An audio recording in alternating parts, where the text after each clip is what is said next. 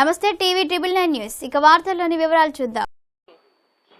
ఖమ్మం జిల్లా తిరుమలాయపాలెం మండలం దంభాయిగూడెంలో ఖమ్మం పార్లమెంటు నియోజకవర్గం అభ్యర్థి రామసహాయం రఘురాం రెడ్డి విజయాన్ని ఆకాంక్షిస్తున్న కార్నర్ మీటింగ్ లో కాంగ్రెస్ పార్టీ నాయకులు నరేష్ రెడ్డి, జేబీఎం పాలేరులు మరియు కాంగ్రెస్ పార్టీ కార్యకర్తలు అధిక సంఖ్యలో పాల్గొన్నారు.